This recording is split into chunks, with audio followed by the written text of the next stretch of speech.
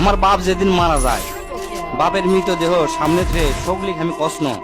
আমার বাপ যার কাছ থেকে টাকা ধার লিছে বা যাই যাই টাকা পায়, সগলি আমার কাছে জানাবেন, আমি সগলি ঋণ শোধ করে দেবো।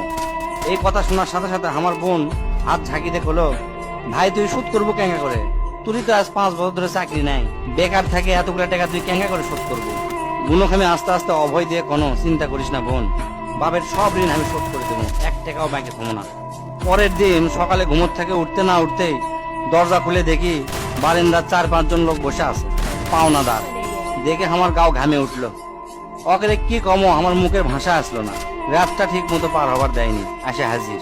সামনে যাতে একজন খাড়া হলো, খাড়া হয়ে আমার করছে, আমি অমুক ব্যাংকত থেকে আসছি, আপনার বাপ তার বেটা বেটির নামে 20 লাখ টাকা ব্যাংকত থুয়ে গেছে, তাড়াতাড়ি ব্যাংকত আসেন। বাদ বাকি 4-5 জন যারা আছে তারা সকলি করছে আমাকে সমিতিতে আপনার বাপ 20 টাকা করে জমা করেছিল, আরেকজন করছে 50 টাকা করে জমা করেছিল, আরেকজন করছে 100 টাকা করে জমা করেছিল। এল্লার টাকা নেওয়ার জন্য আমাকে সমিতি অফিসে আসেন। পরে সব হিসাব করে দেখি বাপ আমাকের জন্য প্রায় 37 লাখ টাকা জমি হয়ে গেছে। টাকাগুলা হিসাব করতে করতে আমার একদিন রাতের কথা মনে পড়ে গেল।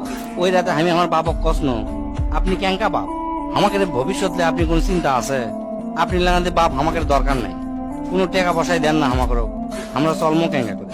বাপ তখন মুস্কি হাসে কষলো, আমি আমার সাধ্য মতোই চেষ্টা করেছি, সময় হলে সব বুঝবার পারবো। সেই দিন ওই বাপের মুস্কি হাসে আমি বুঝবার পারিনি। সেই দিন রাত ঠিকই আছে, কিন্তু বাপটা আমার নাই। মাঝে মাঝে রাতের বেলা আকাশের দিকে তাকে কই, বাবা আজ পর্যন্ত তোমাকে বুঝতে পারলাম না, তোমার উপর খালি রাগই করে গেছি, কিন্তু তোমাকে জোরে ধরে কোনোদিন আই লাভ ইউ করতে পারলাম না। আজ বুঝিচ্ছি, কৃষক তুমি 1 শার্ট পরে 3 বছর পার করেছিলা, কৃষক তুমি 1 স্যান্ডেল 32 বার সেলাই করেছিলা, তোমার কাছে ক্ষমা চাওয়ার সময়টাও দিলা না। আমাকে তুমি মাফ করে দিও আব্বা, জীবনে তোমার সাথে অনেক বেয়াদবি করছি।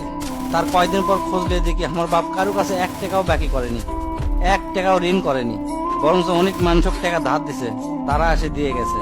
তাই তোর হাত পাও ধরে কই, দোস্তরা তোকে বাপ অনেকেই বেঁচে আছে, বাপের সাথে কোনোদিন বেয়াদবি করবো না। বাপ যে কি ভালোবাসে এখন বুঝবো না, পরে বুঝবো দোস্তরা।